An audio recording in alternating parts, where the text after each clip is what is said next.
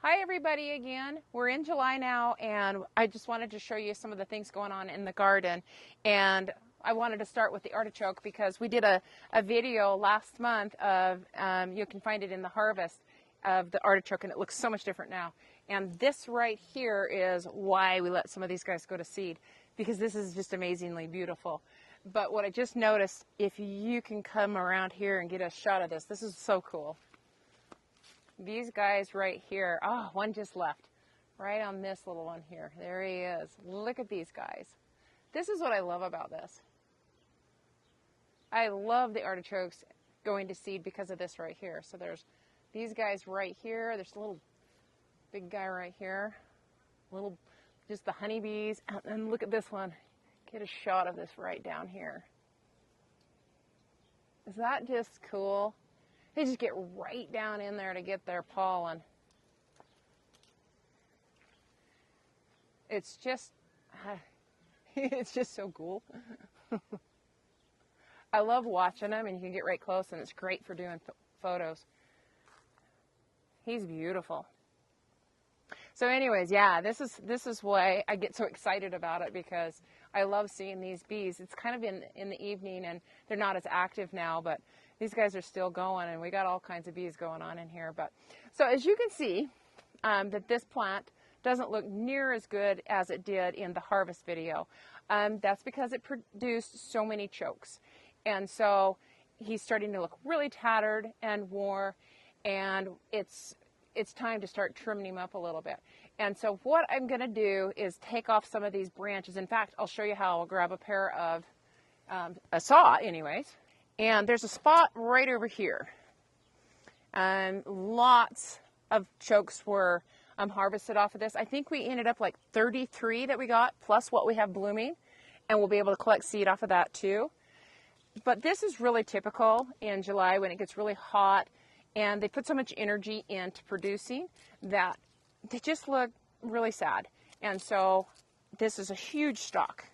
And if you look at this down here, he's great big, but there's not a lot of life left up to him. And so you'll probably just wonder, what is Allie doing?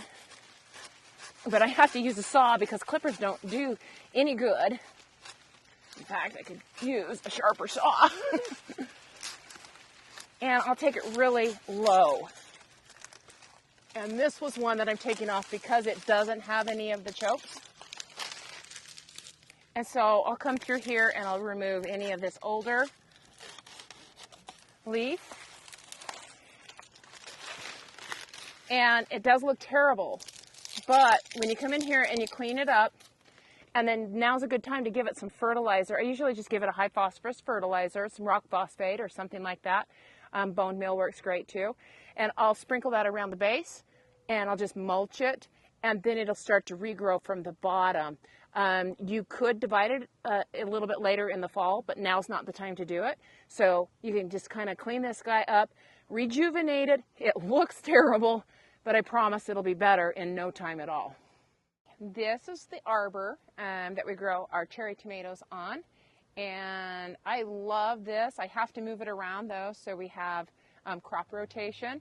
But I literally tied up these cherry tomatoes just a few days ago, and I'll bet we've got a good foot growth since then. It might have been 3 days, but they grew really quick. They're setting really nice. Lots of tomatoes. It's kind of fun to come underneath, and you can pick from both sides for the tomatoes. And yeah, they're just starting to come on now. So pretty soon we'll be able to pop these into the store and be able to have some for our kitchen as well. We might even do a little preserving with the cherry tomatoes too. Sorry, habit. Okay, over here, I tied up some tomatoes too, and or put them up in their cages. And you can see that there's lots of tomatoes down in here. And the reason I have this cloth on here is because of the sun is so hot here that it sun scalds these, and it'll sun scald a good half of the tomato, and it's never very good after that. And so we have to cover it with cloth. We do most of our tomatoes, other than our cherry tomatoes. They don't seem to ever, it doesn't seem to hurt them at all.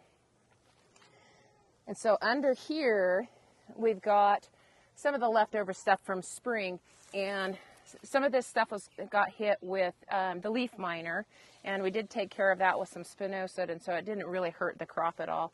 And so we're going to be putting these guys into our shares this week as well. We do a CSA here, and we grow a lot of these root crops this time of year, and we usually try to rotate out and put beets or carrots or something like that in there, but there's actually a lot of beets in here, and then we've got a couple other places in the garden, but these got to be pulled at this size. We don't want them getting too much bigger, but I noticed right up against the greenhouse there's some really nice sized ones that need to come up.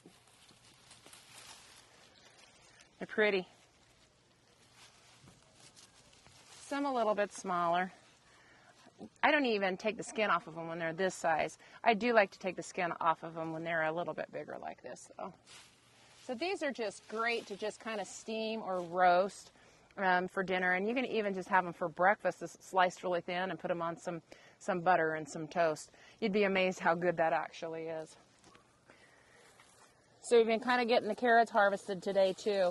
So we've got about 200 carrots that we've got to get harvested, and those will go in our baskets this week as well, along with some tomatoes. So it'll be salsa season soon too. Okay, we'll go to some other areas in the garden. Okay, a quick pit stop here. I just wanted to show you this. I don't know if any of you have seen these before, but this is called lion's ear.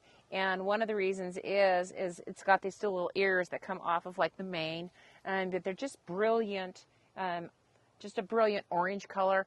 And I like this, especially because it grows so good in our area, and it likes the heat here. So it tolerates 110, no problem, and it's very drought tolerant. So it's like one of the perfect plants that we have here, and it's so bright, and it goes all the way until we have a frost in the fall. The thing will get huge, though. It'll get, it'll get 8 foot tall, no problem, and it can, get 3 foot wide. It'll send off a lot of these side shoots, which it's starting to do right now, and it volunteers itself, which is kind of cool too. And it's easy to spot when it's a baby too, and so it's kind of a cool plant. All right, so here is some, we've got some things to harvest here. So here's an eggplant. And with eggplant, you want to use clippers on these. They're kind of hard to get off. They've got a really strong stem, and you can break them off sometimes, but most of the time you can tear, or you can even break one of the main branches. And so always use a pair of clippers. I used to always carry one in my back pocket. But that's a black beauty. He's just right. He's got that nice shimmer still. If they start getting dull, then you waited too long. So these are excellent. You put these right on the charcoal of a fire and just kind of char the outside, and then just use the inside, scrape it out, and it makes a great dip. Tastes good. It's smoky like that. It's really good. And then there's some little guys. I mean, we're talking about like what total opposites, right? So these are just the little fairy tale. They're good just roasted up. They're just little guys, but they're really fun and cute to grow in the garden. A lot of these, I put several varieties of these different little tiny kind of cute little eggplants in my flower beds because, I don't know, it's just kind of cute. It's another place to grow some food. So we've got a lot of eggplant in here, especially the black beauty that's ready right now. So we'll get those harvested, and guess what? Those are going to go in our baskets as well. Volunteer here. See, there's another one of those little sneakers that get here, and I let them be there. Charred.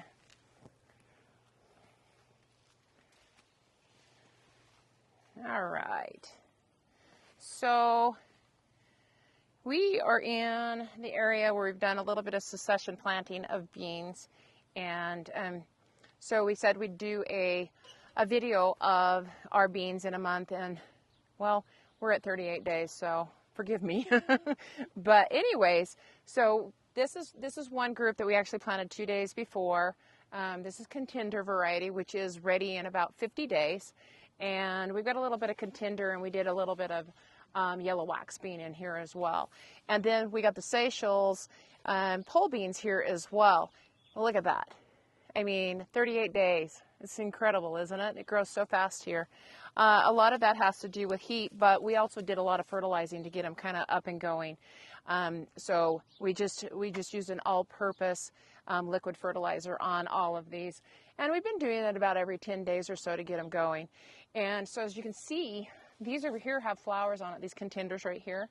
And I was looking through here, and there's some little itty bitty beans in here.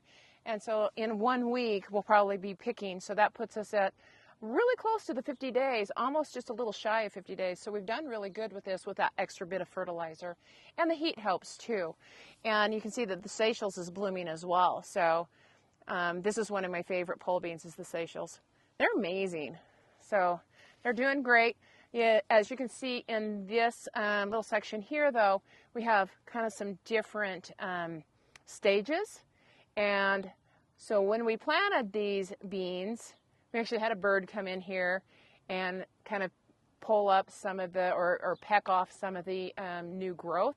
And then I replanted, and then they did it again. So should have covered them, but I didn't. And so we've got several different stages here. So I guess by nature made, we've got some succession planting here as well. So it'll work out though. And then we'll be able to get usually about 4 to 5 harvests off of these bush beans. And then of course the pole beans, we'll get a continued harvest until we have a frost with those. So that's kind of nice. We'll have beans all through the summer. Okay, so here's a dahlia.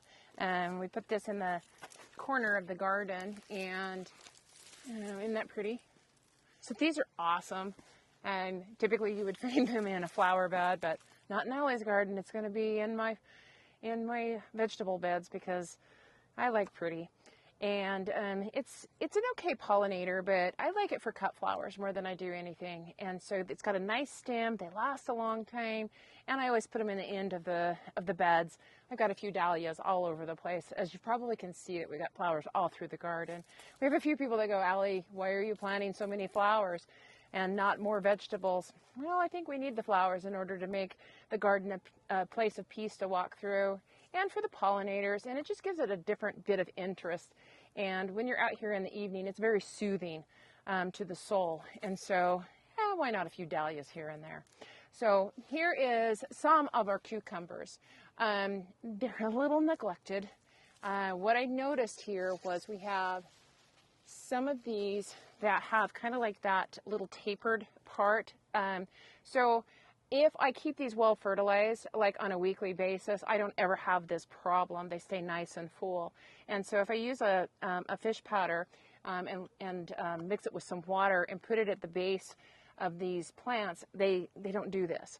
So I'll definitely be better at this from here on out for the summer. They're just starting to set now. We are the beginning of July. These were planted pretty late, but the other cucumbers are doing much better than these, but I didn't really fertilize these at all. And so you should fertilize them as soon as they start to bloom, and then you won't end up with this kind of a problem. So this is one of these onions that I just pulled. And this is the torpedo that I talked about in one of our onion videos. And they're just starting to get ready. And you can see that the neck's kind of flopping over. These are the tastiest red onions you could ever eat. They're long, they're funny shaped, but they keep really good too. That's the really cool part about them. But, you know, taste and the keepability of these, they're perfect. And I love them. And I think the people that get baskets from us really dig these too. All right. Okay, so here's the carrot seed that we're letting dry so that we can harvest it. And it's starting to dry. You can see each of these little seeds kind of covered with like a little furry coating on them. And once that starts to dry, then we'll be able to harvest these. You can see there's several stages of carrot. I think some of these aren't ever going to actually develop by the way they look, but these heavier seed heads, probably just a couple more weeks. Some hot days should take care of it, and we'll be able to get these harvested. So it's kind of fun saving your own seed. Okay, so we did a video on my neglected squash plants just a couple weeks ago, and they were little tiny guys, and they were scrawny and kind of folded over, or not folded over, but laying over. And we had all of this bachelor button that was growing in here and kind of competing for light and everything. And since then, we probably harvested, I would say 2 dozen squash off of both of these two plants, and you can see that they've grown a lot, because I mean they were just really literally not much bigger than they were out of the little cells that when we planted them. And they're starting to get the little squashes, another setting coming on. And these are both yellow squashes, sunstripe, and I think maybe just a yellow zucchini. But anyways, they're not quite, well, they're pretty close to being ready. We like them when they're small, but I don't like to generally harvest them in the evening time. I like to do it in the morning because they have the best flavor. They've got the highest amount of sugars, and they've got the most water in them. And they actually taste the best when harvested in the morning. So if you ever wonder when to harvest your vegetables, do it in the morning, and you're gonna have a much better flavor. And they keep longer too, because they have a higher content of water, and that water helps them last through the day. If you do it in the afternoon, you usually get them to maybe just last a couple of days. And these guys, they should last you a good week in the refrigerator anyways, but who wants to make them sit in the refrigerator that long? Really, you gotta pick them and eat them that night. But there's some babies coming on, and there's some male flowers here too, and we got lots of male flowers. So you could actually eat these guys. A lot of restaurants will fry these up, and they really are good. I usually just roast these with the squash as well, and they're really tasty like that too. So if you got a lot of male flowers, then go ahead and harvest them. And you can tell because they got the long stem and they don't have any squash on them, so it's easy to tell. So they're doing great, and we've been fertilizing these on a weekly basis as well, and they've done really good. So I'm happy to see. All right.